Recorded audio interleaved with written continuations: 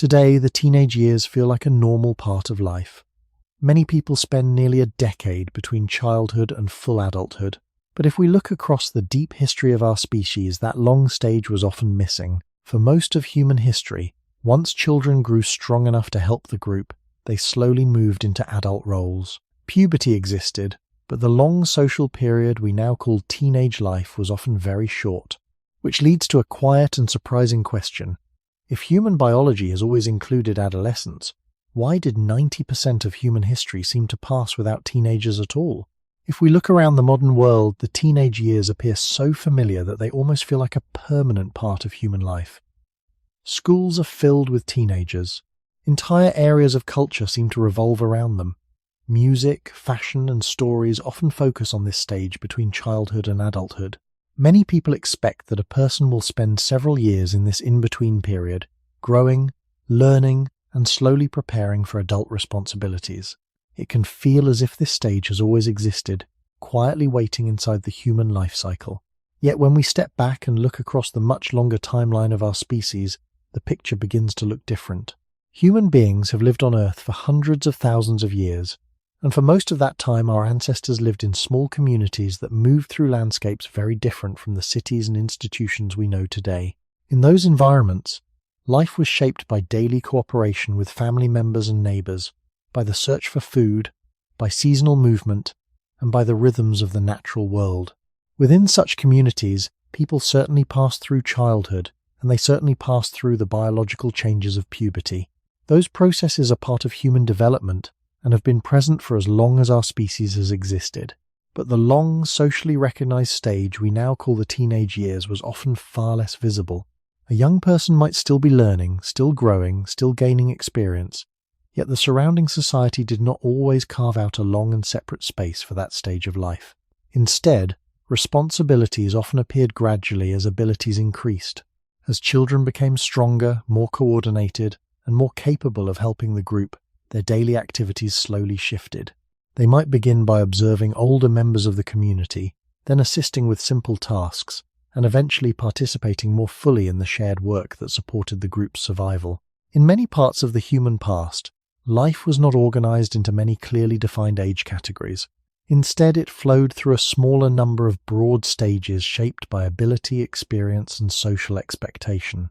Childhood existed, of course, but the bridge between childhood and adult life could be shorter and less formally separated than it is today. The idea that a person might spend nearly a decade inside a socially recognized stage called the teenage years, surrounded by institutions designed specifically for that age group, would have been unfamiliar to many earlier human communities. This does not mean that young people suddenly became adults the moment childhood ended, nor does it mean their bodies or minds developed differently from ours. Human development has always been gradual. The difference lies more in how societies interpreted that gradual change and how they organized daily life around it. When we begin to see this difference, the familiar image of the teenage years starts to look less like a universal feature of human life and more like a particular arrangement that emerged under certain historical conditions.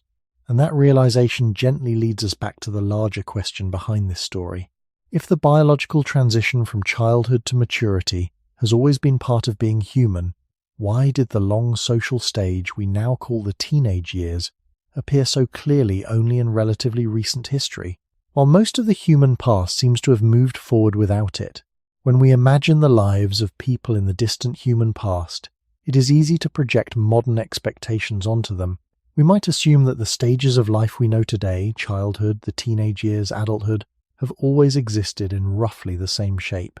Yet the deeper we look into the long history of human societies, the more we notice that the boundaries between these stages have not always been drawn in the same way. In many communities that lived close to the land, daily life was not organized around clearly separated age categories.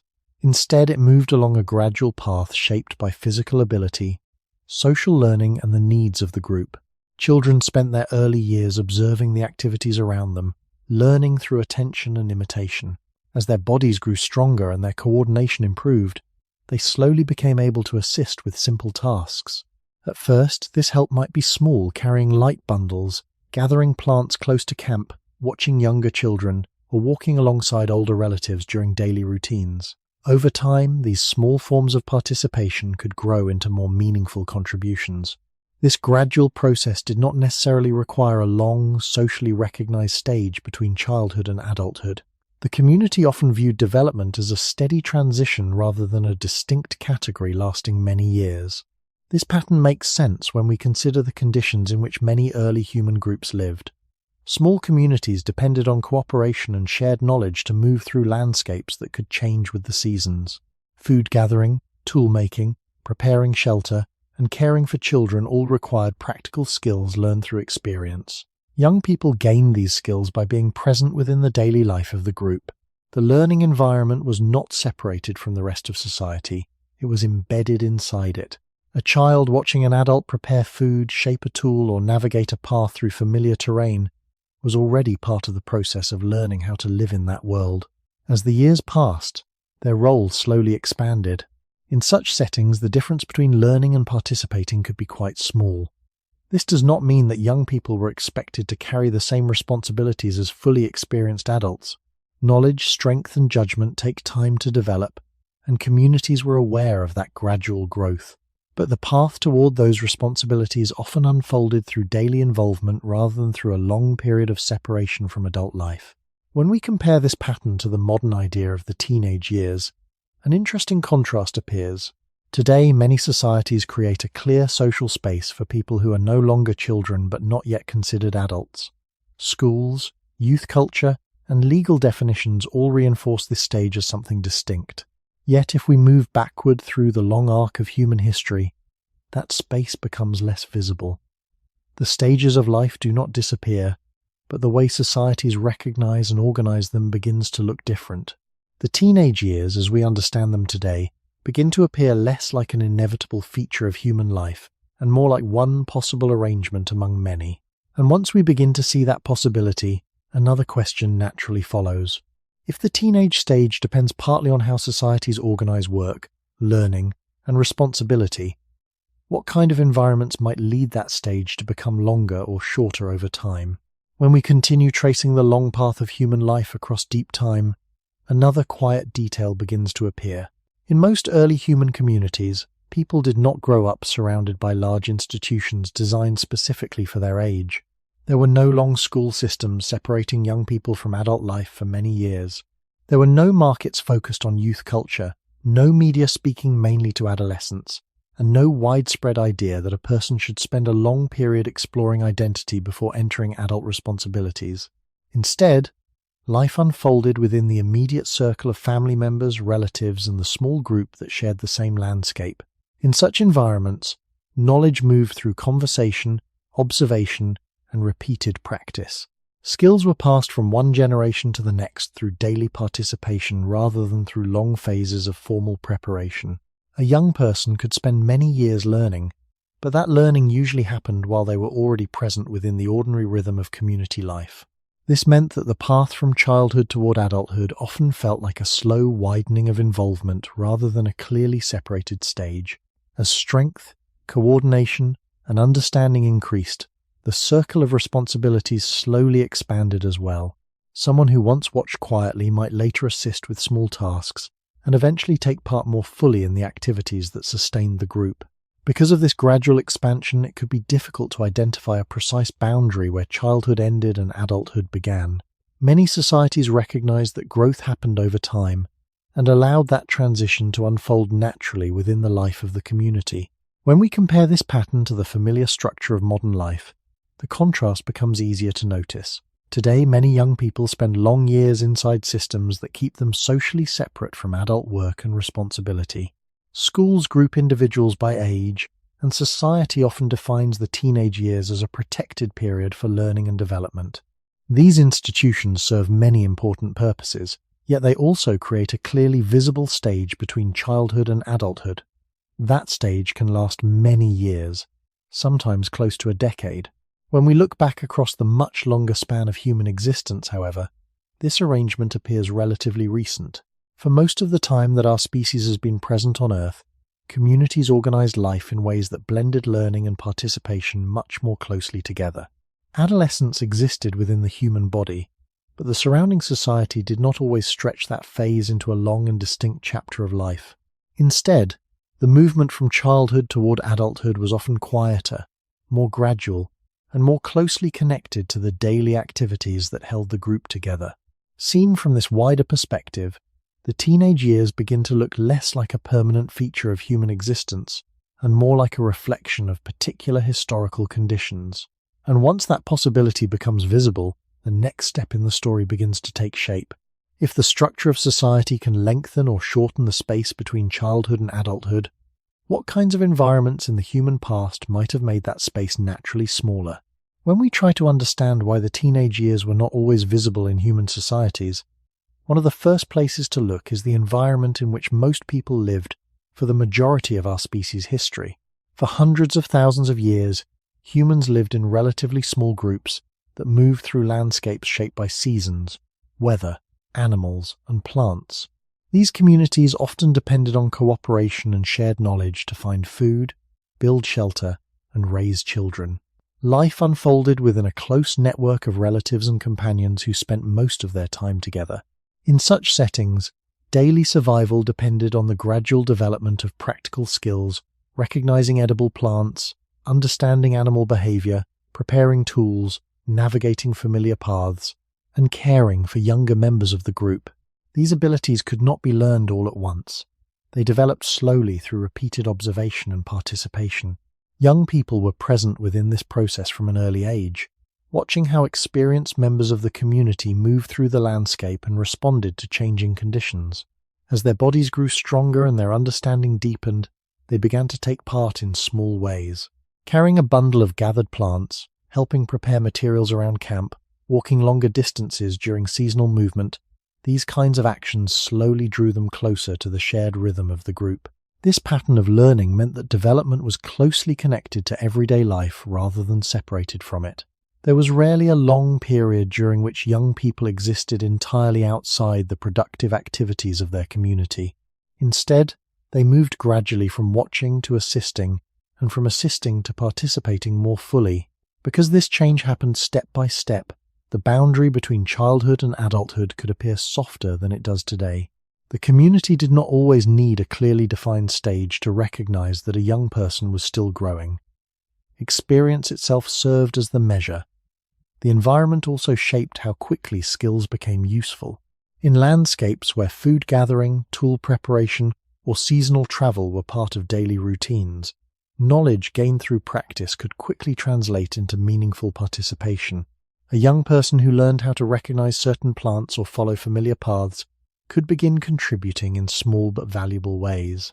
These contributions did not immediately transform someone into an adult member of the group, but they did draw that person into the network of responsibilities shared by the community. Over time, the difference between learning and working could become difficult to separate.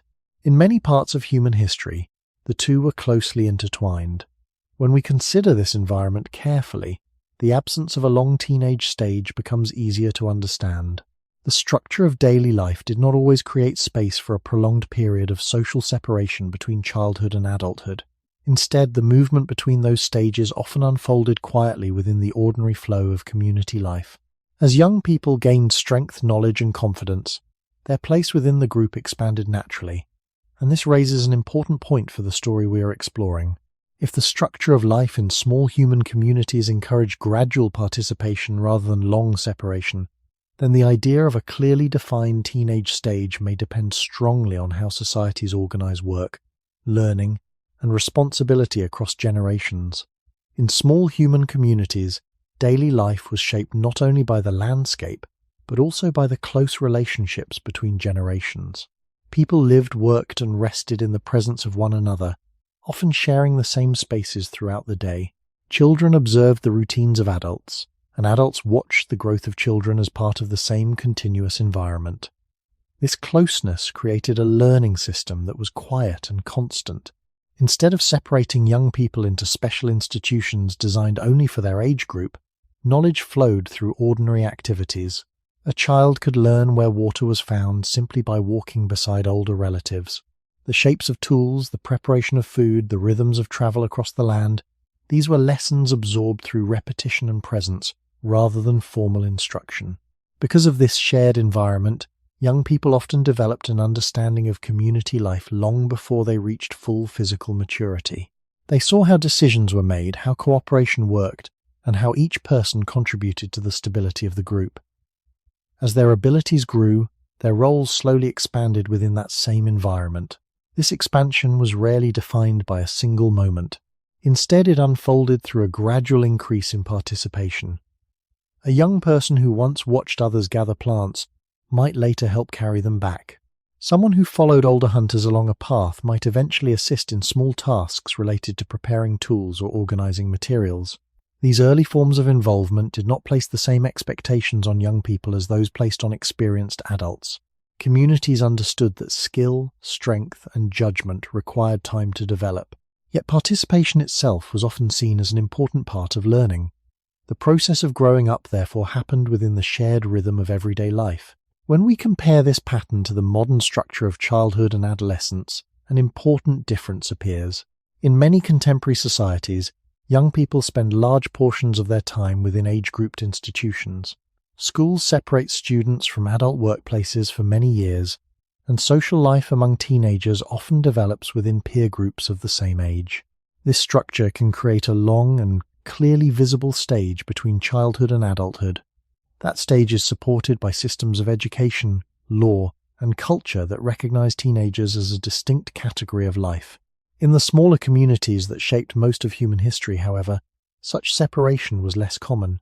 Young people spent much of their time alongside adults, watching, listening, and gradually learning how the world around them functioned.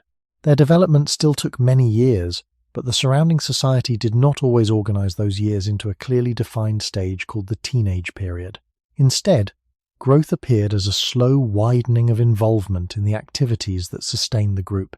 When life is organized in this way, the concept of a long teenage stage becomes less necessary.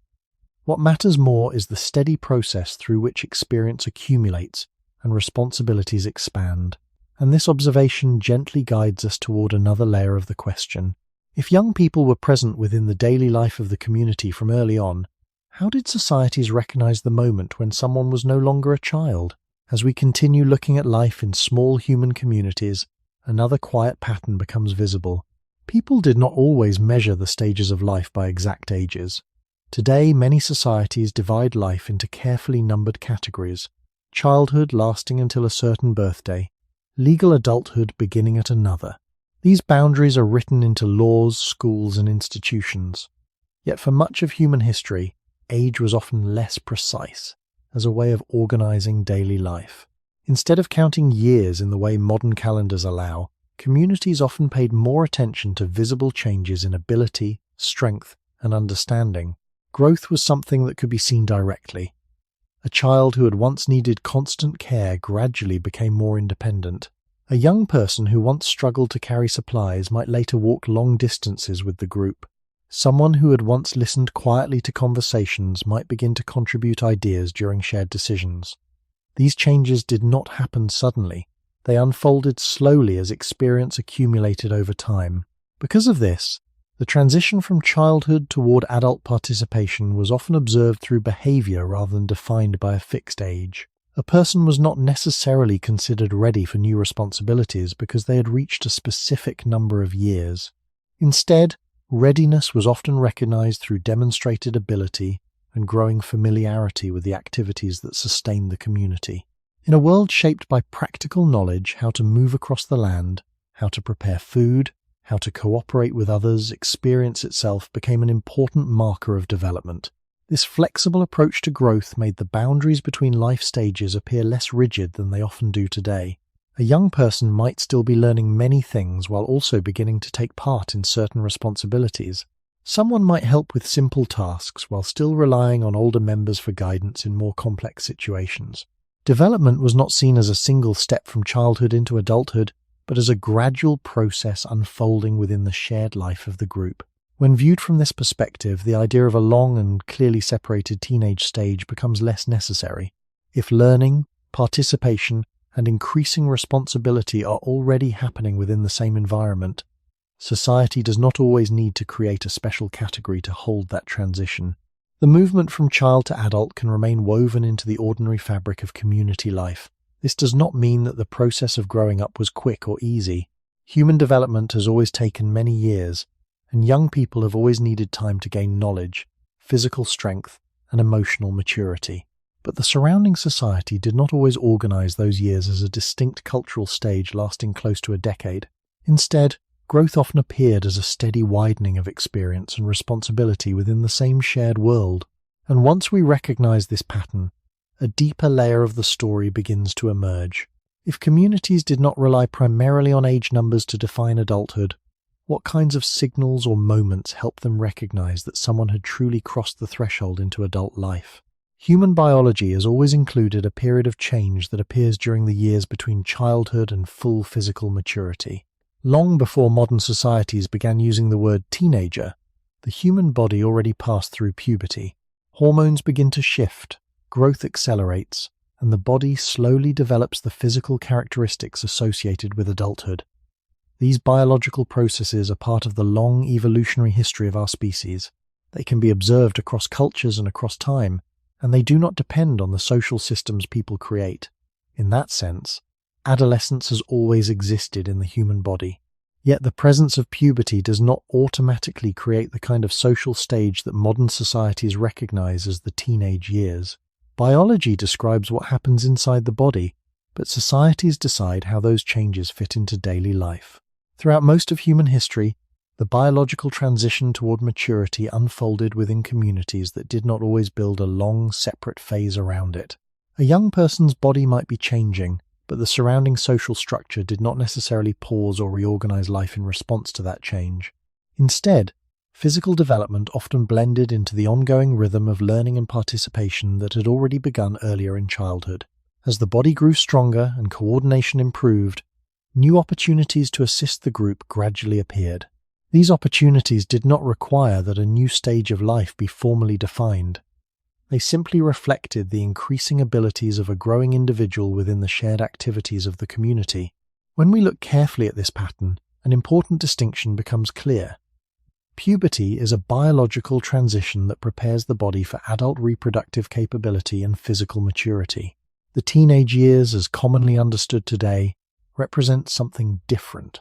They describe a social and cultural stage in which individuals are recognized as neither children nor adults for a prolonged period of time. This stage often includes extended education, delayed economic independence, and the development of peer-centered youth cultures. Such features depend on particular historical and economic conditions rather than on biology alone. The body may change in similar ways across many generations, but the meaning of those changes can vary widely depending on how societies organize work, learning, and family life. For much of the past, communities did not isolate adolescence as a long social category. Instead, physical growth was simply one part of a larger process through which individuals slowly moved toward adult roles. The signals that someone was becoming capable of new responsibilities were noticed within the flow of daily life rather than within a formally recognized stage lasting many years. When viewed from this perspective, the familiar modern image of the teenage years begins to look less universal than it first appears. The biological foundations of adolescence are ancient, but the social structure built around those foundations can change across history. And this realization opens the next layer of the story. If the body has always moved through puberty, yet societies have sometimes organized that period very differently, what kinds of social conditions might encourage the teenage years to become longer and more clearly defined? The human body follows a developmental rhythm that has taken shape over a very long evolutionary history. During the years after childhood, physical growth continues while important biological changes gradually unfold. Puberty marks one part of that transition. Bones lengthen, muscles gain strength, and the body begins producing the hormones that guide reproductive maturity. These changes do not appear suddenly in a single moment. Instead, they emerge over several years as part of a complex process through which the body slowly approaches adult form. This pattern can be observed across cultures and across many different living environments. Yet the presence of these biological changes does not automatically determine how a society will organize the life of a young person experiencing them. The body may pass through adolescence, but the meaning of that stage depends largely on how communities understand growth, responsibility, and participation.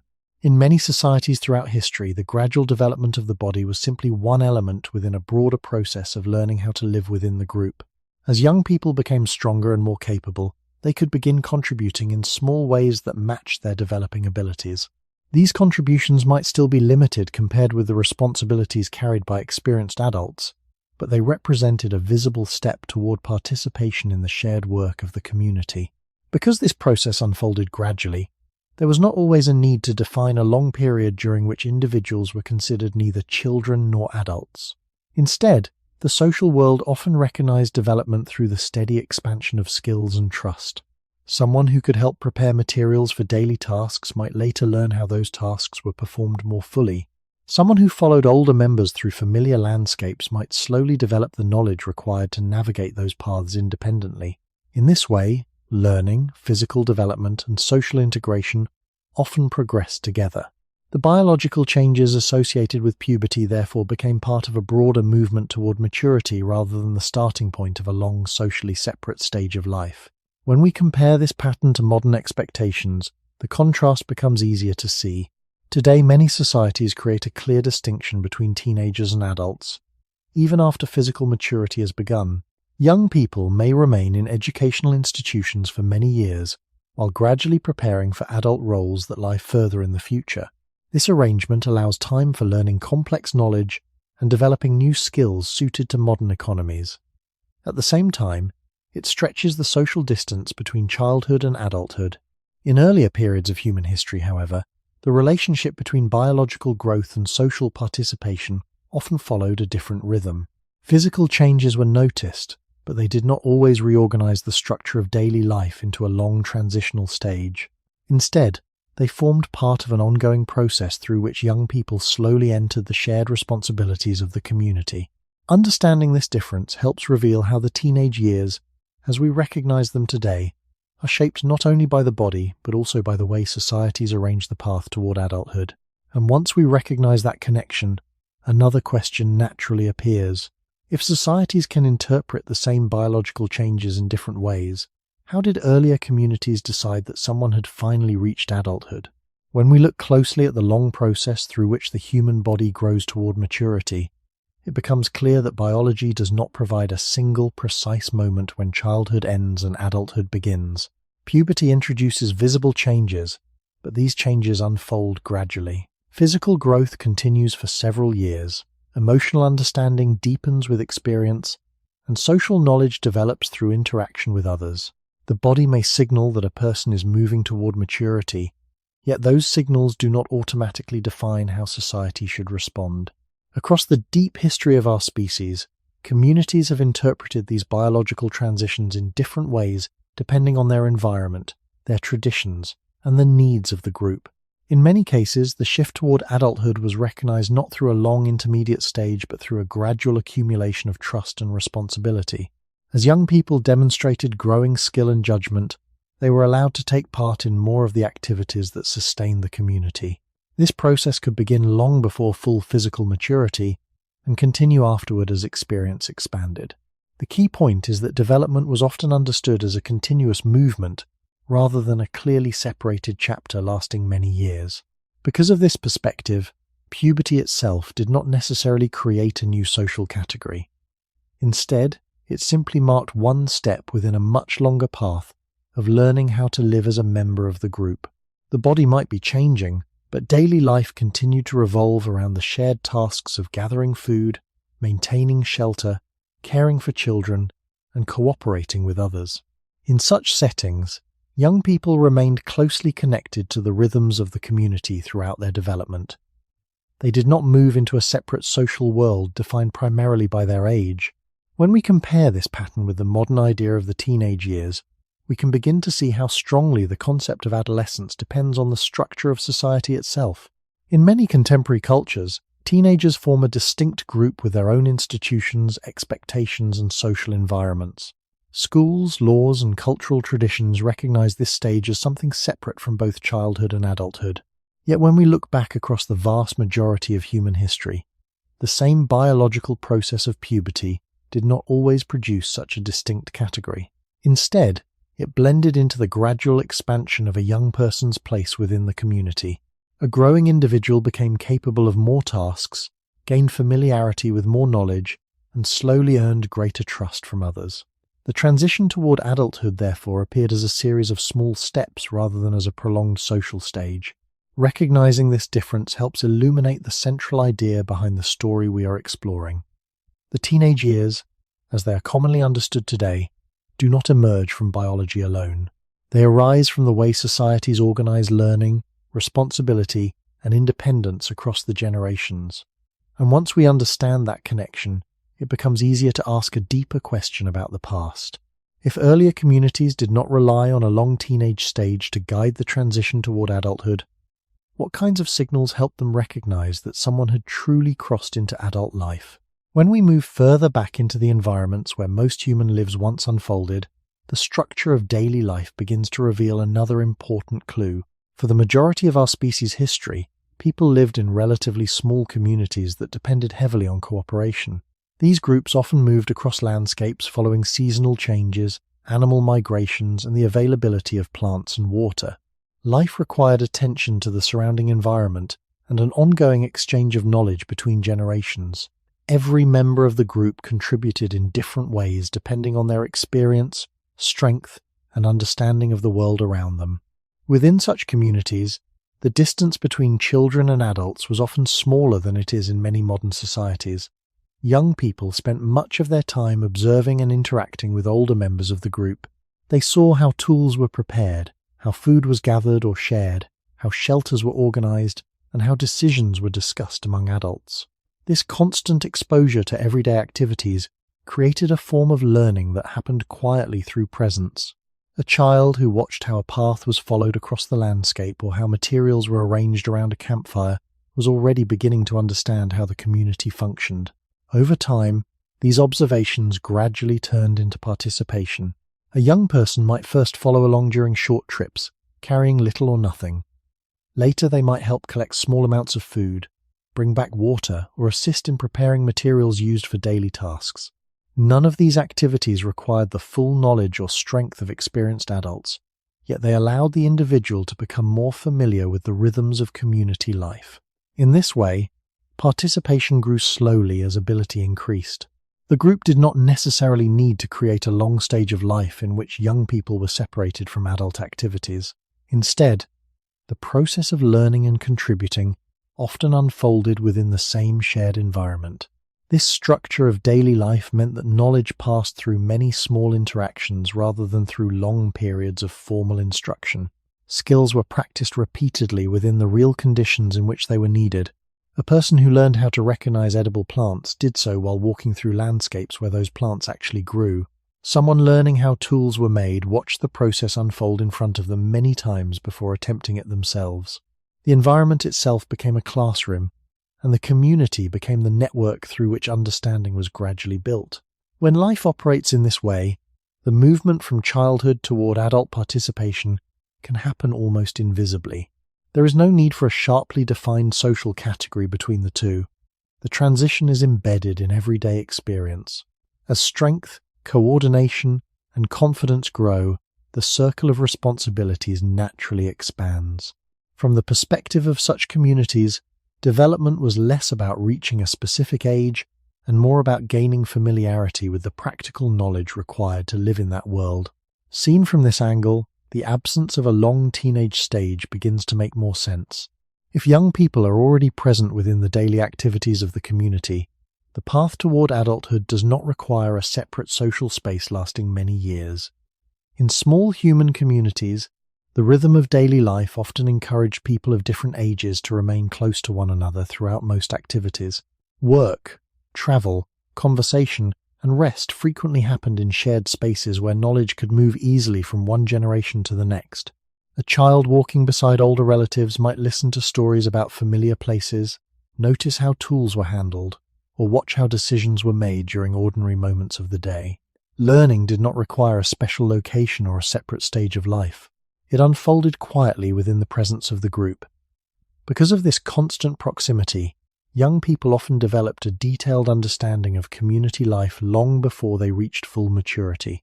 They observed how cooperation functioned, how problems were solved, and how responsibilities were distributed among members of the group. As their own abilities grew, they could begin to take part in small parts of those responsibilities. A young person might first assist in simple ways that required little strength or experience. Over time, those small actions could expand into more meaningful participation. Someone who once followed a path behind others might later help guide the way through familiar terrain. Someone who once watched food preparation might begin assisting with the organization of materials or the care of shared resources. This gradual expansion of involvement meant that development was closely connected to everyday practice rather than separated from it. The community recognized that growth occurred step by step. Skills improved through repetition, observation, and participation in the same tasks performed by older members of the group. There was rarely a need to isolate young people from these activities for long periods of time. Instead, they learned within the environment where those skills were actually needed. When learning and participation occur together in this way, the transition from childhood toward adult life can appear less dramatic. Rather than moving through a long stage of life defined mainly by age, individuals move through a steady progression of abilities. Each new skill allows slightly greater involvement in the shared work of the community. Trust grows alongside experience, and responsibility increases gradually as others observe that growth. The group does not necessarily mark each stage with precise boundaries. Instead, development becomes visible through action. When we compare this pattern with modern expectations, an interesting difference emerges. In many contemporary societies, young people spend long periods in institutions that separate them from adult responsibilities while they learn. Education often takes place in environments designed specifically for particular age groups, and many aspects of youth culture develop within these spaces. This separation can stretch the distance between childhood and adulthood into a clearly recognized social stage lasting many years. In earlier human communities, however, daily life often unfolded differently. Young people were already embedded within the practical activities that sustained the group. Their learning was connected to real tasks, real landscapes, and real relationships with others.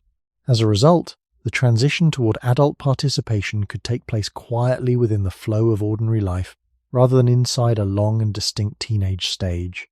And this observation leads to another layer of the story. If young people were already learning through direct participation in daily life, what kinds of moments helped communities recognize that someone had become ready for greater responsibility? In communities where learning and participation were closely connected, the idea of growing up often appeared as a quiet shift in how others saw and trusted a person.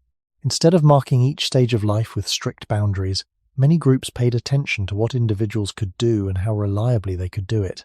A young person who demonstrated patience, awareness of the environment, and the ability to cooperate with others gradually gained a different place within the community. These changes might be subtle at first. Someone who once remained near the center of camp might begin traveling slightly farther with older companions. A person who once watched tools being prepared might begin handling simpler tasks related to that work. Each small step reflected a growing familiarity with the patterns that shape daily life. Over time, these steps could accumulate into a deeper level of trust. Members of the group learned through experience who could be relied upon to carry out certain responsibilities and who still required guidance. In this sense, development was often measured through participation rather than through age categories. The environment itself helped reveal when someone was ready for greater involvement. A young individual who could move confidently through familiar terrain, recognize useful plants, or help care for shared resources had already crossed an important threshold of understanding.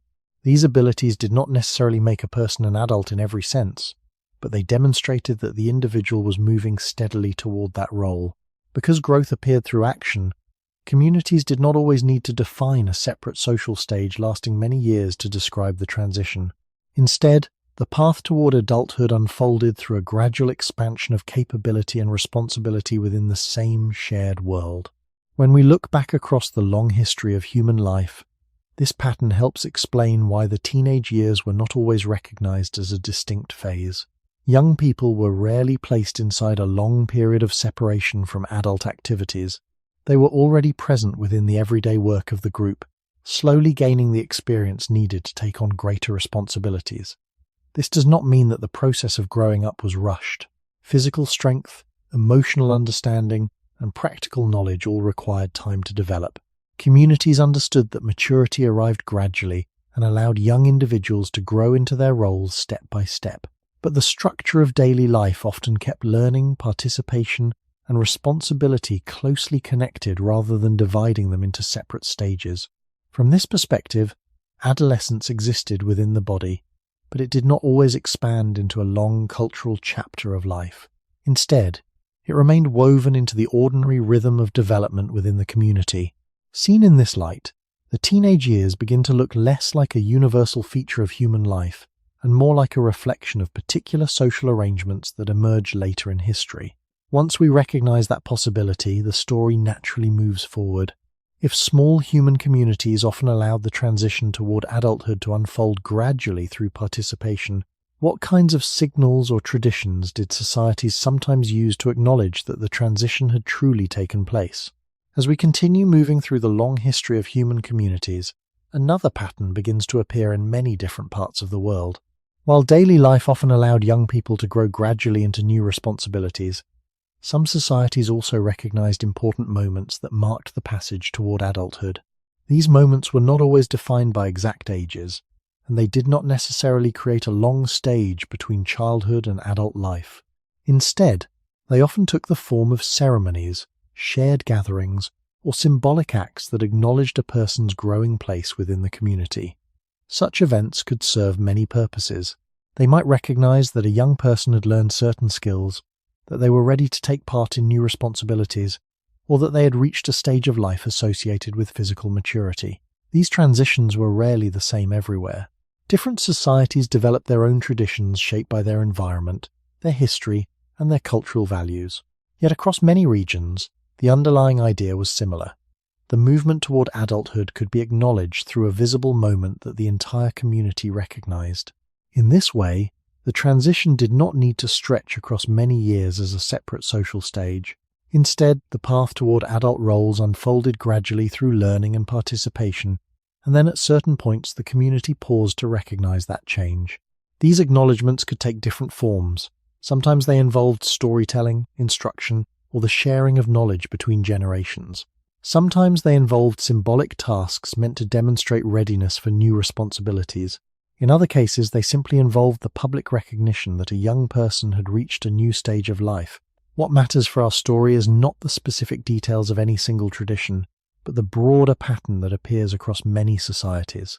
Rather than creating a long social category for teenagers, communities often relied on brief transitions that marked a shift in how a person was understood within the group. The years leading up to that moment were still a time of learning and growth, but they were not always separated from the rest of community life. Young people remained involved in the daily rhythm of work, cooperation, and shared experience. Because of this structure, the space between childhood and adulthood could appear shorter and less formally defined than it does in many modern societies. The idea of spending a long period suspended between the two stages was not always necessary. Instead, development was understood as a steady process that eventually reached a recognizable threshold. Once that threshold was acknowledged, the individual's role within the community could change in visible ways. From the perspective of these societies, the transition toward adulthood was not something hidden inside a long private stage of life. It was something the community could see unfolding over time and eventually recognize together.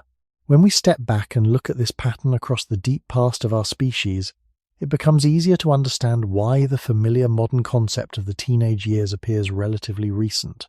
If societies often relied on gradual learning followed by brief moments of recognition, there was little reason to create a long and separate stage devoted entirely to adolescence. And this observation brings us to another important layer of the story.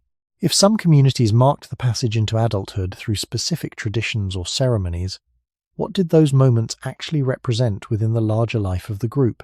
Across many parts of the world, communities developed traditions that helped signal the movement from one stage of life to another.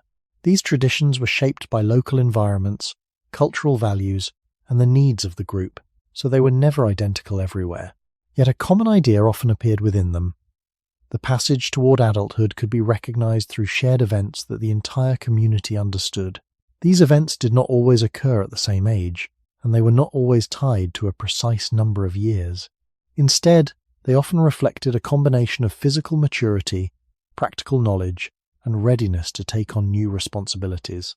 In societies where daily life already allowed young people to participate gradually in community activities, these traditions served as a moment of acknowledgement rather than a long transitional phase. The individual had already spent years observing, learning, and assisting in the ordinary rhythm of the group. The ceremony or shared gathering simply recognized that the person had crossed an important threshold of experience. This kind of recognition could strengthen the sense of belonging within the community. When a young person stood before others during such moments, it often represented more than personal growth.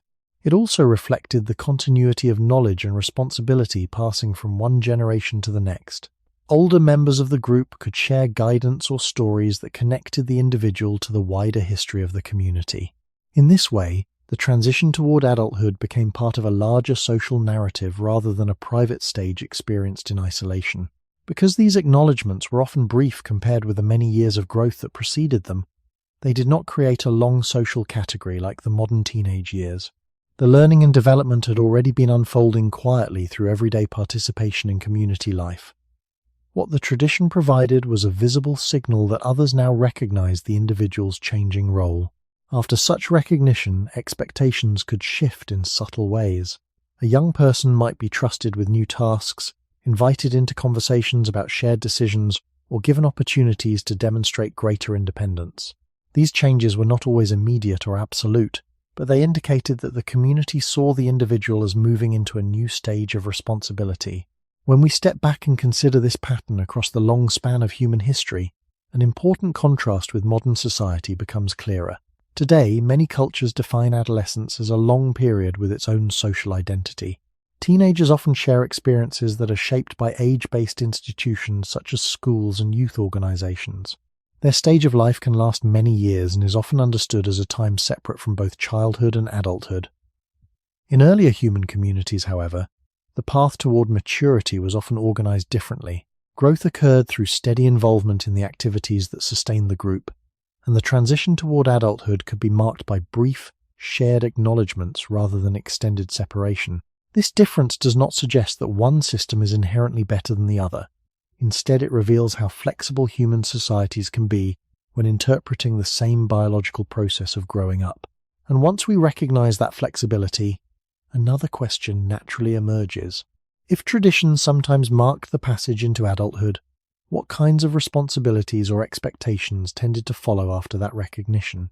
When a community recognized that a young person had crossed an important threshold of growth, the change that followed was often less about a single dramatic moment and more about a gradual shift in expectations. The recognition signaled that the individual was becoming capable of participating more fully in the shared life of the group. This did not mean that all responsibilities suddenly appeared at once. Experience, judgment, and confidence still continued to grow over time, yet the community could begin to see the person in a slightly different light. Someone who had once been guided closely might now be trusted with tasks that required greater independence. A young individual who had learned the basic patterns of daily life could begin taking part in activities that required more awareness of the environment and more cooperation with others. In many communities throughout history, this shift reflected the simple reality that survival and stability depended on the contributions of many members working together. Skills developed over years of observation and participation could now be applied more fully within the life of the group. A person who had learned how to move confidently through familiar landscapes might help guide younger companions along those same paths. Someone who had watched the preparation of tools or materials might now begin practicing those skills with greater responsibility. None of these changes required the creation of a long stage of life between childhood and adulthood. Instead, the process unfolded through the steady expansion of trust and capability. The community continued to observe how individuals used the knowledge they had gained. With time, their place within the group became clearer through action rather than through age categories alone. This pattern helps explain why the idea of a prolonged teenage stage did not always appear necessary in earlier societies. When learning, participation, and responsibility are closely connected, the transition toward adulthood can remain woven into the ordinary rhythm of life. Young people are not separated from the practical tasks of the community for many years. Instead, they move gradually into those tasks as their abilities allow. The passage into adulthood therefore becomes a continuation of experiences already taking place rather than the beginning of a completely new phase. When we view this pattern across the long history of our species, it reveals how flexible human social structures can be. The same biological process of growing up can be interpreted in different ways depending on how communities organize their daily lives. Some societies emphasize extended preparation before adult responsibilities begin. Others allow those responsibilities to grow gradually, alongside learning and physical development. Neither approach changes the underlying biology of human growth, but each shapes the way societies understand the years between childhood and adulthood.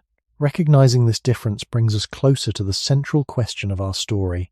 If earlier communities often allowed young people to move steadily into adult roles without a long teenage stage, what kinds of social changes later made that stage expand and become so visible in the modern world?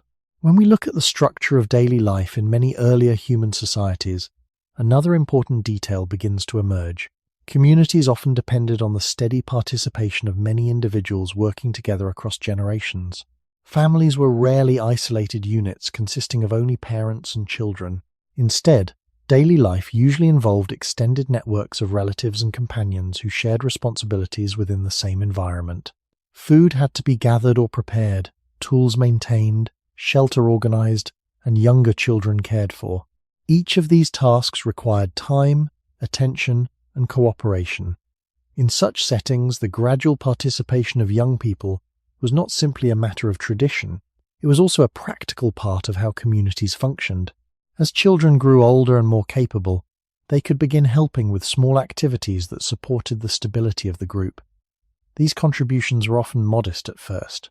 A young person might assist with carrying materials, keeping watch over younger children, or helping organize resources around a shared living space.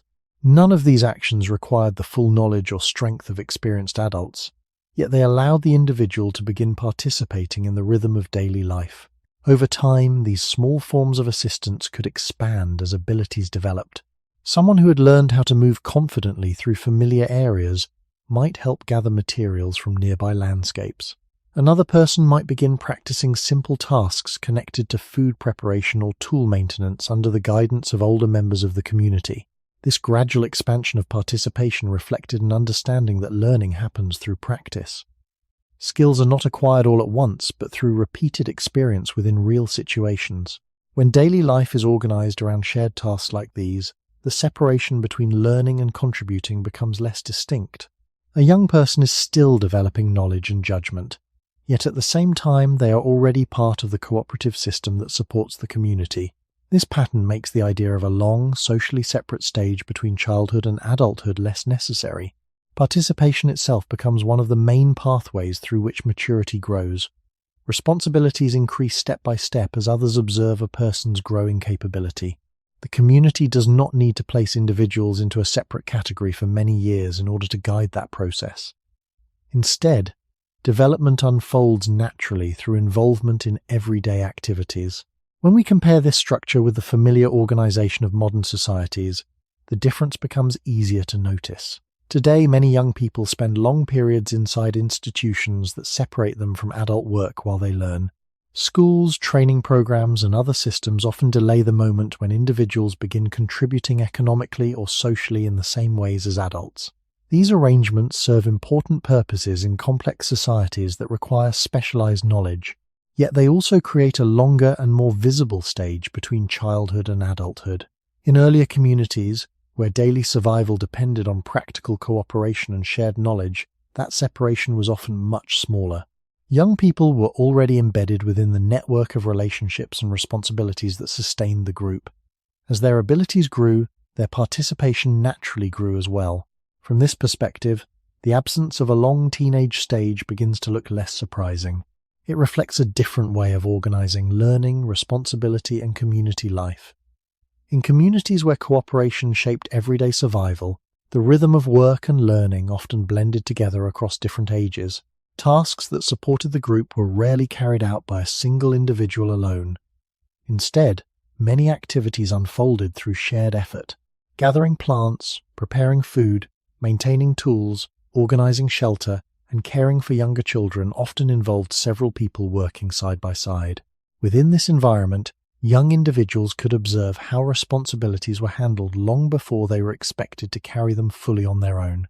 A child who walked beside older members of the community could see how attention was given to the surrounding landscape, how materials were selected, and how problems were solved through discussion and cooperation. Over time, this constant exposure allowed young people to develop a practical understanding of how daily life functioned. As their strength and coordination improved, they could begin participating in ways that matched their developing abilities. These contributions were often modest but meaningful. Someone might help carry gathered plants from nearby areas, assist in organizing shared supplies, or watch over younger children while others focused on different tasks. Each small action connected the individual more closely to the cooperative rhythm of the group. Through repetition, these actions also provided opportunities to practice skills that would later become more important. When learning takes place inside real activities like these, the boundary between education and participation becomes less visible. Young people are not removed from the tasks that sustain the community. Instead, they grow into those tasks gradually, gaining confidence through repeated experience. The community observes this growth and adjusts expectations accordingly. A person who demonstrates reliability and awareness may be trusted with slightly more responsibility the next time similar work occurs. In this way, development unfolds through a steady exchange between learning and contribution. The environment itself provides constant feedback about what individuals are ready to do and what they still need to practice. Because of this structure, communities did not always need a clearly defined stage in which individuals were kept separate from adult responsibilities for many years. Participation began early in small forms and expanded naturally over time. A young person might still rely on guidance from more experienced members of the group, but they were already involved in the shared effort that sustained everyday life. When we look at this pattern across the long arc of human history, it helps explain why the teenage years, as they are commonly recognized today, appear relatively recent. Modern societies often create extended periods of preparation before individuals fully enter adult roles. Education systems, economic structures, and cultural expectations all contribute to this longer transition. In earlier human communities, however, the connection between learning and participation was often much closer. Young people did not wait many years before contributing to the life around them. Instead, their role expanded slowly as their knowledge and physical ability grew. This gradual expansion reduced the need for a prolonged stage of life defined mainly by age rather than by experience. From this perspective, the absence of a long teenage stage reflects the way earlier societies organized work, learning, and cooperation within everyday life. And this observation leads us further into the story. If participation in community life began gradually at earlier ages, how did larger historical changes eventually create the long period between childhood and adulthood that many people recognize today? In many earlier human communities, the movement into responsibility did not happen all at once, and that detail matters. It would be too simple to imagine that a child suddenly became an adult the moment they could help with a task. Human development has never worked that way. Bodies grow gradually, judgment deepens slowly, and social trust is built over time. What seems to have differed across much of human history was not the existence of that long growth, but the way societies organized it. In small groups living close to the practical demands of food, movement, shelter, and care, the process of growing up often unfolded inside the ordinary work of life rather than apart from it. A young person might begin with very limited tasks, doing things that were safe, repetitive, and closely observed by older people. These early contributions were not signs of full maturity. They were more like first steps into the shared fabric of the group. As strength increased and experience accumulated, those first steps could slowly become a wider range of responsibilities. Someone who once carried only light materials might later travel farther with others. Someone who once watched the preparation of food or tools might begin assisting in more precise ways. Someone trusted to help with younger children might gradually become part of the broader pattern of care that held the community together. What matters here is that the path toward adult participation was often stretched across many years, but stretched in a different way from the modern teenage experience. It was not always a long social pause between childhood and adulthood. It was more often a gradual widening of involvement. The young person was still learning, still incomplete, still dependent in many ways, but not socially separated for a long period inside a distinct age-defined world. Instead, growth happened while already being woven into the responsibilities of the group. This helps explain why the familiar modern image of teenagers can feel both natural and historically unusual at the same time. It feels natural because human beings have always passed through years of partial maturity, when the body is changing faster than judgment fully settles. But it feels historically unusual because many societies in the deep past did not build a large social space around those years. They did not always create institutions, expectations, and cultural identities that held young people apart for nearly a decade. In communities where survival depended on cooperation and practical contribution, the distance between learning and doing was often narrower. The young did not cease to be young, but they were drawn earlier into the visible life of the group. This does not mean the past was harsh in every case, nor does it mean modern life is mistaken for recognizing adolescence more clearly. It simply means that the shape of youth has always depended partly on the shape of society itself. The body provides a slow passage toward maturity, but the social world decides how wide that passage becomes, how long it lasts, and whether it feels like a bridge or like a room. And once we begin to see that, the next question becomes difficult to avoid. If much of human history organized growth through gradual participation instead of long separation, what changes in the structure of society later widened that passage and gave the teenage years the clear shape they hold today? When we begin to move forward along the long timeline of human societies, a gradual shift in the structure of daily life becomes easier to see. For most of human history, communities were relatively small and closely connected to the landscapes that surrounded them. Knowledge moved through conversation, observation, and participation in shared activities. But over time, especially as populations grew and settlements became more stable, new forms of organization slowly appeared. Villages expanded, trade networks connected distant places, and different kinds of work began to require more specialized knowledge. These changes did not happen everywhere at the same moment, and they unfolded over many centuries. Yet they introduced an important transformation in how societies arranged learning and responsibility. In environments where survival once depended mostly on practical skills learned through direct experience, knowledge could be passed along through daily cooperation.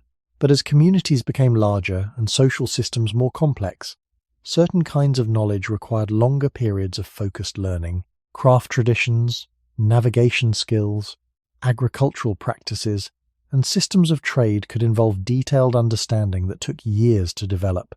In many places, young people still learn these skills through observation and apprenticeship, working alongside experienced members of the community, yet the amount of time required to gain mastery gradually increased. This change did not immediately create the modern teenage years, but it did begin stretching the distance between childhood and full adult participation in subtle ways. A young person might spend a longer period learning the practices associated with particular roles before being trusted to carry them out independently. During this extended process, individuals could remain connected to the work of the community while still developing the experience required for more complex responsibilities. Over generations, this gradual lengthening of preparation began to alter how societies thought about the path toward adulthood. The transition was no longer only about growing physically and demonstrating practical reliability. It also involved acquiring knowledge that required sustained attention and practice over time. This shift can be seen in many parts of the world as communities develop new economic and social structures. Specialized crafts, trade relationships, and organized systems of cooperation often required individuals to spend longer periods refining their abilities before they could take on full responsibility within those roles. Young people were still present within the life of the community, but the path toward independence could begin to stretch further into the years following childhood. From the perspective of our central question, this development represents an important step. It shows how social complexity can gradually widen the transition between childhood and adulthood. The body still follows its ancient biological rhythm, but the surrounding society may require more time for individuals to learn the knowledge and skills needed to function within it. When this process unfolds slowly across generations, the space between early dependence and full adult responsibility can begin to expand. It is not yet the modern teenage stage we recognize today, but it moves human societies closer to creating that possibility. And once that space begins to widen, another transformation becomes possible. If learning certain roles takes longer and communities grow more structured, what kinds of institutions might eventually appear to guide young people through this longer path toward adulthood? As communities continued to grow and connect with one another across wider regions, the organization of learning slowly began to change. In earlier small groups, knowledge often moved through direct observation and shared daily activities. A young person could learn many of the skills needed for survival simply by remaining close to experienced members of the community. But as societies developed more specialized roles and broader systems of exchange, certain forms of knowledge became more complex. Farming techniques had to follow seasonal patterns carefully. Craft traditions required attention to detail and long practice. Trade networks involved understanding distances, resources, and relationships between different communities. These kinds of knowledge could still be learned through experience, yet the process of learning them often required longer periods of guidance. Young people might spend several years working beside skilled adults before they were trusted to perform certain tasks independently. This arrangement did not isolate them from the life of the community, but it did create a longer period during which they were still considered learners rather than fully independent participants. Over time, this extended learning period gradually reshaped how societies thought about youth. The path from childhood toward adult responsibility became more structured, sometimes involving stages of training or apprenticeship that lasted many years. A young person might remain under the guidance of a more experienced individual while slowly building the knowledge required for a particular role. These relationships were not identical everywhere, but they shared a common feature. The transition toward adulthood increasingly included a sustained period of preparation. This development subtly widened the space between early childhood and full adult independence. In some communities, young people began spending more years developing specialized knowledge before they were ready to manage their own responsibilities within the broader economic or social system. Yet, even with this longer preparation, youth did not necessarily become a completely separate social category. Young individuals were still closely connected to the daily activities of their families and communities. They continued participating in practical work while learning the more detailed skills required for future roles. The important change was not separation, but duration. The process of becoming fully capable within the community simply began to take longer as knowledge and responsibilities grew more complex. When we look across this gradual transformation, we can see how social development slowly stretches the path toward adulthood. Biological growth remains largely the same, but the expectations surrounding knowledge and skill expand. The result is a longer transition during which individuals are still learning how to function within the systems that support their society. This stage is not yet identical to the teenage years familiar in the modern world, but it moves closer to that possibility. It creates a space in which young people are no longer small children, yet they are still preparing for the full responsibilities of adult life. And as this space widens, another change begins to emerge. If societies increasingly require longer preparation before individuals take on adult roles, how might institutions eventually develop to guide and manage that extended period of learning? As the structure of societies continued to grow more complex, the path toward adulthood slowly became shaped by systems that required longer preparation. Skills that once developed mainly through everyday observation could now involve detailed knowledge, careful practice, and sustained guidance from experienced individuals. In many communities, this preparation was organized through relationships similar to apprenticeship, where younger individuals spent extended periods learning beside someone who had already mastered a particular craft or responsibility. The apprentice did not live entirely apart from the community. They remained part of the daily rhythm of work and cooperation, yet their role was clearly defined as someone still in the process of learning. This arrangement created a stage of life in which a young person was no longer simply a child, but not yet fully independent within the economic or social system. The distinction was subtle, but over generations it began to influence how societies understood the years following childhood. In earlier periods, participation and learning had been tightly woven together from the beginning. Now learning sometimes stretched across longer intervals before full responsibility was granted. A person might assist in certain tasks for years while gradually developing the skill required to carry them out independently. The community could observe this progression, and recognized that maturity involved not only physical growth, but also accumulated knowledge and reliable judgment. Because of this, the transition toward adulthood became linked more closely with preparation. It was no longer only a matter of demonstrating strength or basic practical ability. Increasingly, it required familiarity with systems of work and cooperation that were themselves becoming more organized and specialized. This gradual change did not create the modern teenage years overnight. Instead, it slowly widened the space between childhood and adulthood across many generations. Young people were still embedded within the life of their communities, yet the period during which they were learning rather than fully responsible began to lengthen. In some cases, this meant that individuals reached physical maturity before they had completed the preparation expected for adult roles. Their bodies had already passed through puberty, but their place within the social structure was still developing. This difference between biological maturity and social readiness became more noticeable as societies expanded and diversified their forms of knowledge. Over time, the gap between those two processes could grow larger. The body continued following its ancient rhythm, but society asked for more time before granting full independence. When viewed across the long timeline of human history, this shift marks an important turning point. It shows how changes in the organization of work and knowledge can slowly reshape the experience of growing up. The transition toward adulthood becomes longer not because human biology changes, but because societies require more preparation before individuals take on the responsibilities of mature roles. And once that longer preparation becomes common, it opens the door to another transformation. If young people must spend more years learning before entering adult life, societies may eventually begin creating institutions specifically designed to guide them through that extended period. As societies gradually became larger and more organized, a new pattern slowly began to appear in the way young people learned about the world around them. For much of human history, learning had taken place mainly within the flow of daily life. Skills were passed along through observation, imitation, and participation in shared tasks. But as communities expanded and knowledge grew more specialized, some societies began creating spaces where learning could happen more deliberately and for longer periods of time.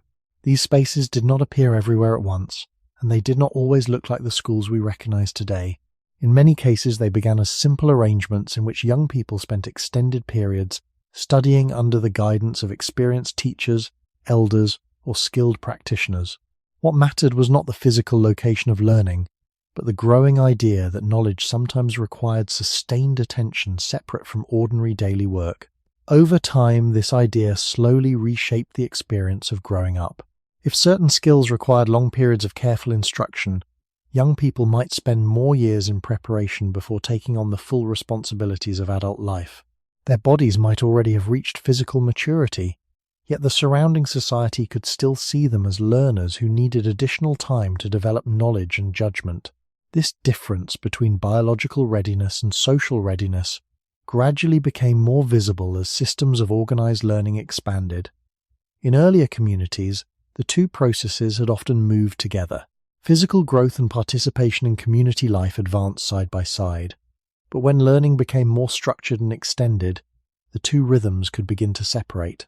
A person might reach adulthood in terms of physical development, while still remaining within a stage of guided preparation. This shift did not immediately create the modern teenage years, but it widened the transition between childhood and full adult independence. The years following childhood could now include a longer period devoted mainly to learning rather than to direct responsibility within the economic life of the community. As this pattern spread through different societies, it slowly changed how people understood youth. The stage between childhood and adulthood began to appear as a recognizable period with its own expectations and rhythms. Young people were still developing physically and emotionally, but they were also engaged in learning systems designed to prepare them for increasingly complex social roles. When we step back and consider the long arc of human history, this development represents a significant change in how societies organize the path toward maturity. The biological process of adolescence had always existed, yet now the surrounding social structure began to stretch that period into a longer phase of preparation. The transition toward adulthood was no longer defined only by growing strength or practical ability.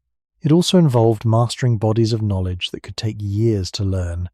As this transformation unfolded, the space between childhood and adulthood continued to widen, and once that space became large enough, societies began to see it as a stage of life in its own right. This stage would eventually take on the name and cultural identity that many people recognize today. As systems of organized learning gradually expanded, they began to shape how societies understood the years between childhood and adulthood. In earlier environments, young people had often learned through direct participation in the everyday work of the community. Knowledge moved through observation and practice while individuals were already contributing in small ways to the shared life of the group. But when learning became more structured and extended over longer periods, a new pattern slowly emerged. Young individuals could spend significant portions of their time developing knowledge before fully entering the responsibilities of adult life. This did not mean they were isolated from their families or communities, but their daily routines increasingly centered on preparation rather than direct contribution.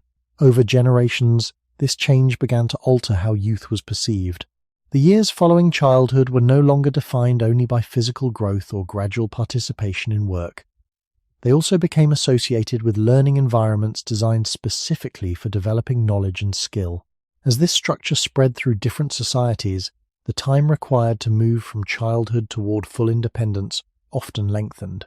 A person might reach physical maturity while still continuing their education or training.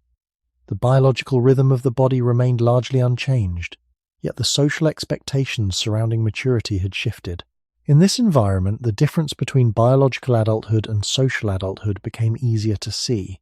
Someone could be physically capable of adult roles but still remain within a stage devoted to learning and preparation. This widening gap between the body's development and society's expectations helped create a more visible period between childhood and adulthood. Over time, that period gained its own cultural meaning. Young people sharing similar stages of preparation often spent time together in learning environments, forming social connections with others of the same age. These shared experiences gradually produced new forms of youth culture and identity. Instead of moving directly from childhood into the broader responsibilities of the community, individuals passed through a stage in which learning and social development continued within groups of peers.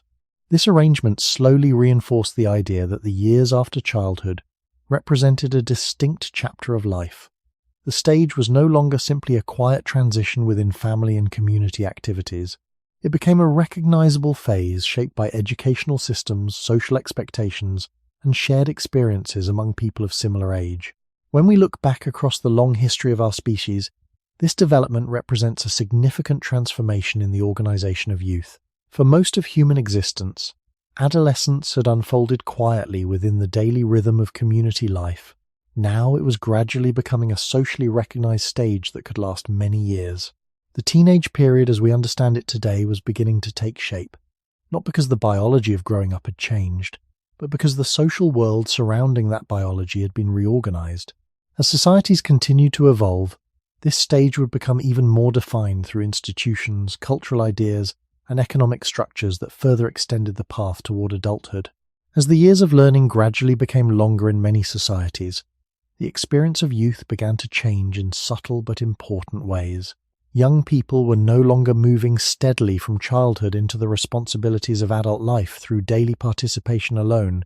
Instead, increasing portions of their time were devoted to preparation within systems designed to teach knowledge and skills before independence arrived. These systems did not always look identical from place to place, but they shared a similar effect. They created a longer period during which individuals were developing the abilities expected of adults, while not yet carrying the full weight of adult responsibilities. During this period, young people often spent time with others who were at a similar stage of life. Learning environments brought individuals of similar ages together, and shared experiences within these spaces gradually shaped new patterns of social interaction. Conversations, friendships, and group activities began to form among people who were all moving through the same stage of preparation. Over time, these shared experiences gave youth a more visible social identity. Instead of being defined mainly through their roles within families or communities, young individuals increasingly recognized themselves as part of a generation moving through similar challenges and expectations. This development slowly transformed how societies understood the years after childhood. The stage between childhood and adulthood was no longer only about gaining knowledge. It also became a period in which social identity formed through relationships with peers. Cultural expressions connected to youth began appearing in many different forms: stories, music, styles of clothing, and ways of speaking that reflected the experiences of people passing through the same stage of life. None of these changes happened suddenly, and they unfolded differently across regions and cultures, yet together they contributed to the gradual emergence of a distinct phase that we now recognize as the teenage years. The biological foundation of adolescence had always existed, but the surrounding social world had expanded around it. Education, peer interaction, and delayed economic independence created a broader space in which young people could develop before fully entering adult roles. When viewed across the long span of human history, this transformation represents a major shift in how societies organize the process of growing up. For most of the past, young individuals moved toward adulthood through participation in family and community responsibilities. Their learning occurred within the same environment where those responsibilities existed. But as social systems grew more complex and knowledge more specialized, preparation increasingly took place within institutions that extended the time before full independence. The teenage stage, as it appears today, emerged from this widening space between physical maturity and social adulthood.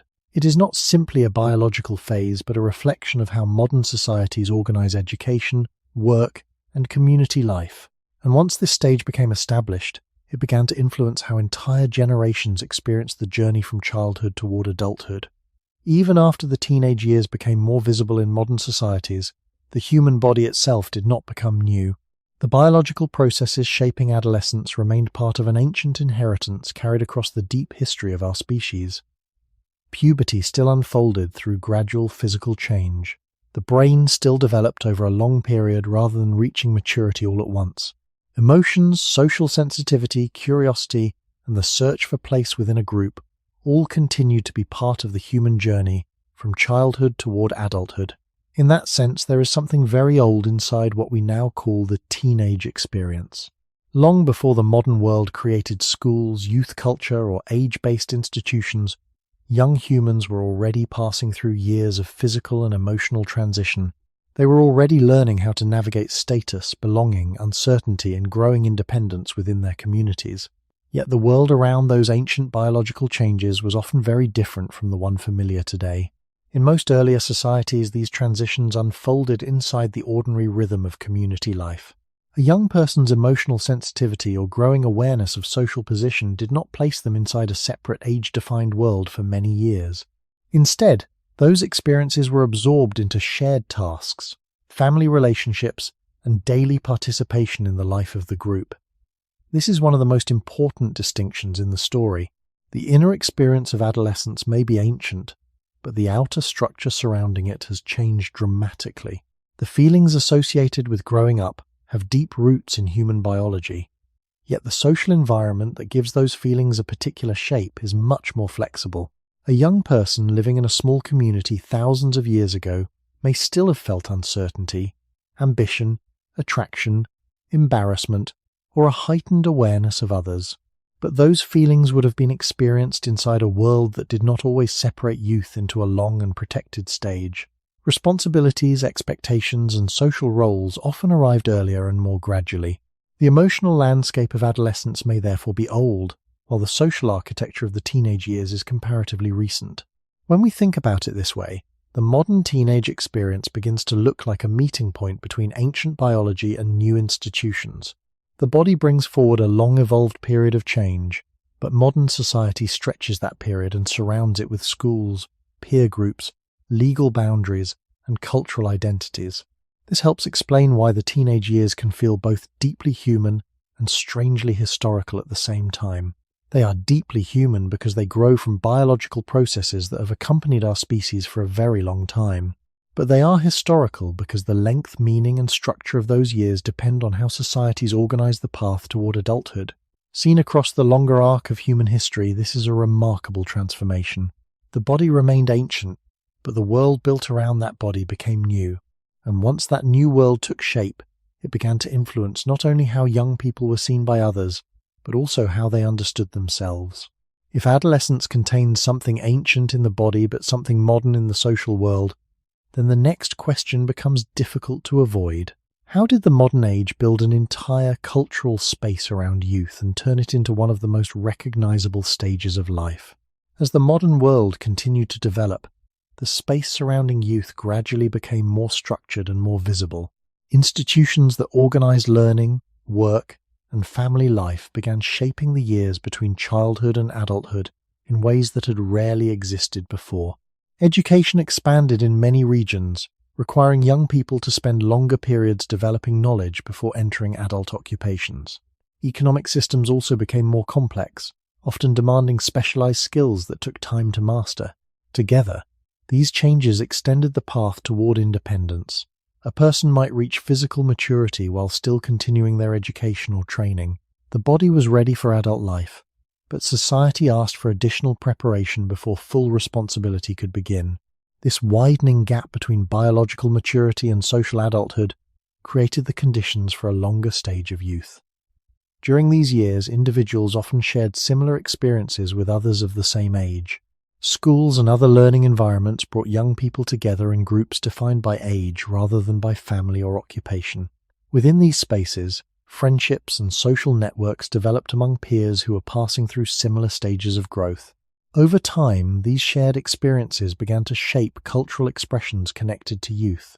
Music, language, clothing, and forms of entertainment gradually reflected the interests and identities of people moving through this extended stage of life. The idea of youth as a distinct cultural group slowly gained recognition. This transformation was not the result of a single moment in history.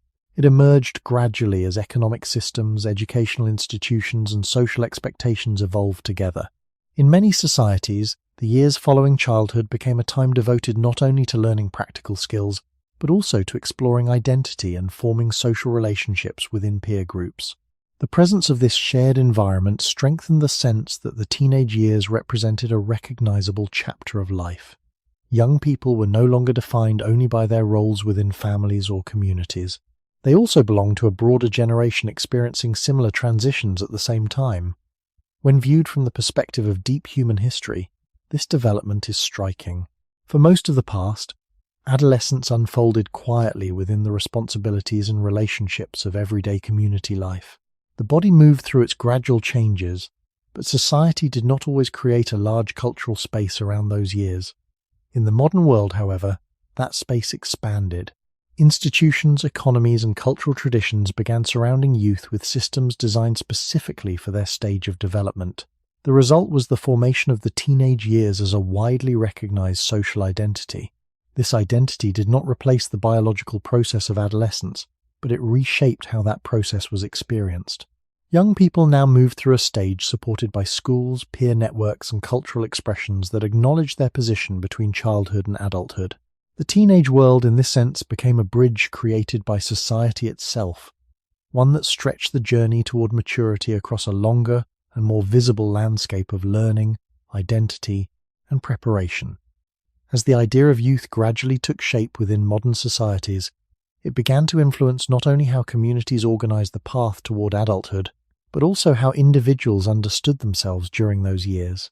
Young people increasingly move through environments designed specifically for their stage of life. Schools grouped them with others of similar age. Cultural traditions began to speak directly to their experiences. Music, literature, and later forms of media often reflected the emotions and questions that accompany the transition from childhood toward adulthood. Over time, this environment created a shared landscape of youth that many people could recognize. Individuals who were still developing physically and emotionally also found themselves part of a broader cultural identity. They were no longer only children within families or future adults in preparation. They were members of a generation experiencing a particular stage of life together. This development did not replace the ancient biological processes that shape adolescence. The body still passed through the same gradual transformations it had followed across thousands of generations. Hormonal changes, emotional sensitivity, curiosity, and the search for belonging remained part of the human experience of growing up. What changed was the social world surrounding those changes. Modern societies created systems that gave these years a distinct structure and visibility. The teenage stage became recognized through laws, educational pathways, and cultural expectations that defined a period between childhood and adulthood.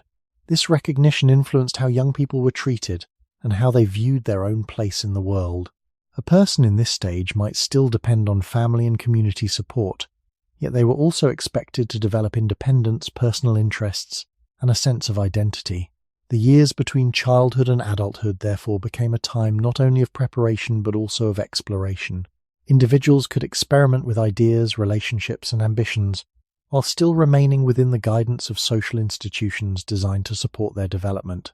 When we consider this transformation from the perspective of deep human history, its significance becomes clearer. For most of our species' existence, the transition toward adulthood unfolded quietly through participation in community life. Young people learn the patterns of survival, cooperation, and responsibility while already being part of the daily rhythm of their groups.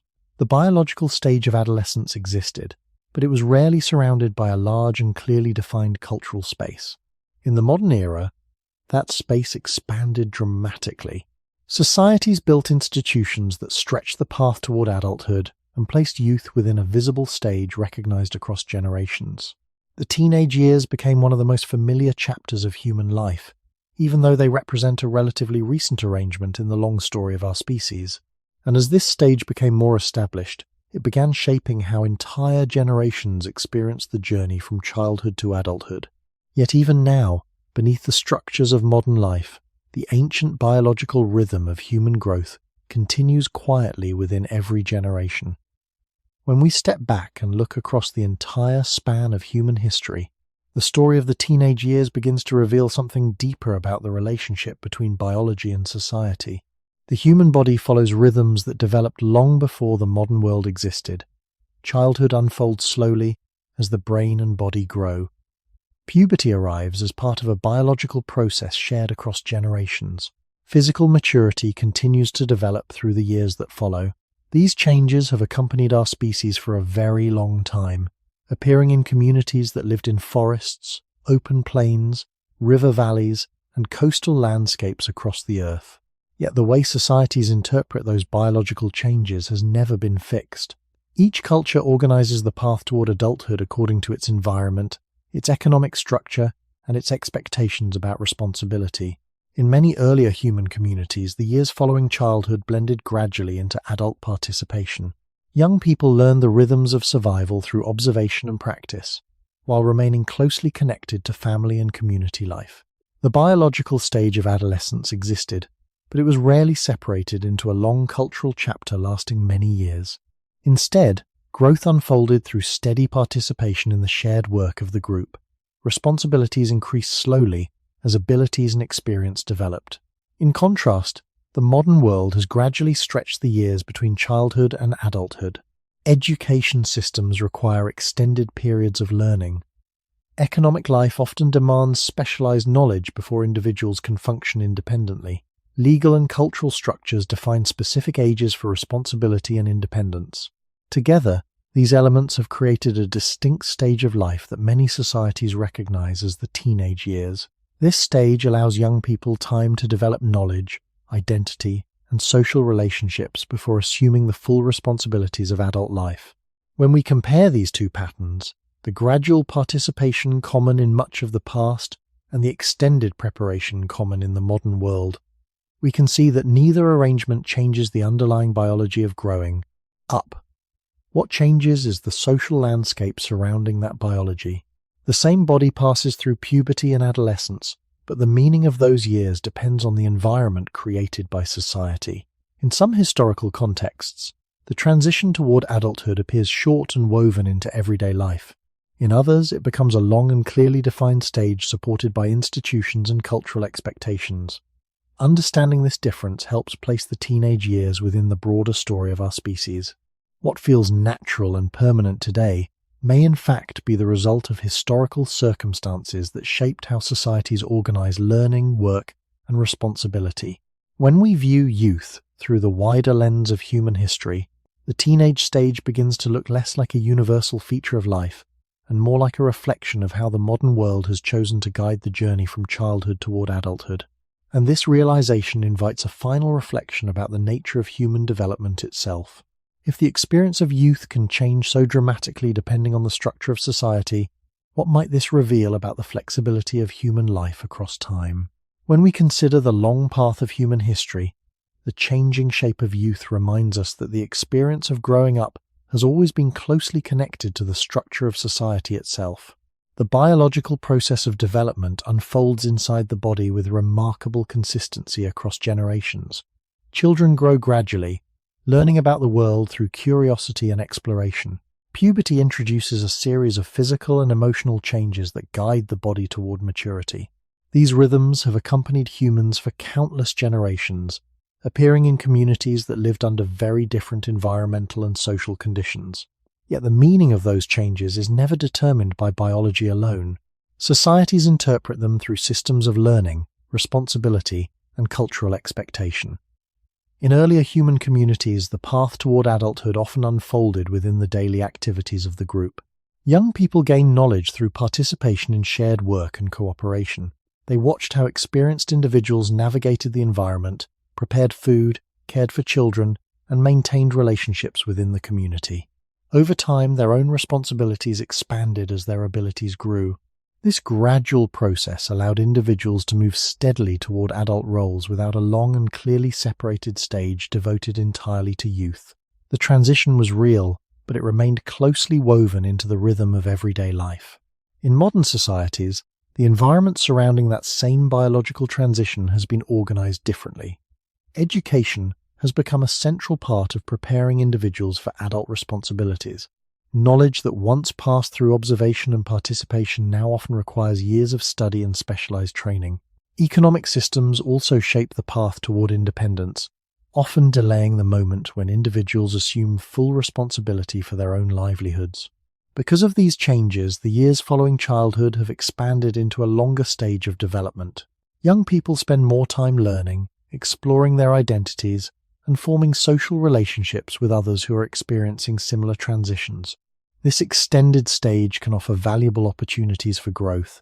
It allows individuals to develop knowledge, creativity, and emotional understanding before carrying the full responsibilities of adult life. At the same time, it reminds us that the shape of youth is not fixed across history. The teenage years, as many people recognize them today, are part of a particular historical arrangement rather than a permanent feature of human existence.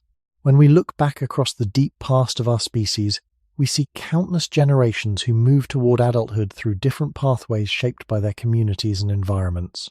The comparison between past and present does not require us to choose one pattern as better than the other. Instead, it reveals how adaptable human societies can be in guiding the transition from childhood to maturity. Our biology provides the foundation for growth, but our social systems determine how that growth is experienced. And this understanding leads us gently toward the final reflection of our journey. If the meaning of youth has changed many times across history, what might the future hold for the way humans understand the path between childhood and adulthood? When we reach the end of this long journey through human history, the teenage years begin to look different from the way they first appeared. At the beginning, the idea seemed simple. Teenagers feel so familiar in the modern world that it is easy to assume they have always existed in the same form. Schools, youth culture, and the shared experiences of adolescence make this stage of life appear almost universal. Yet when we step back and look across the deeper history of our species, a quieter pattern emerges.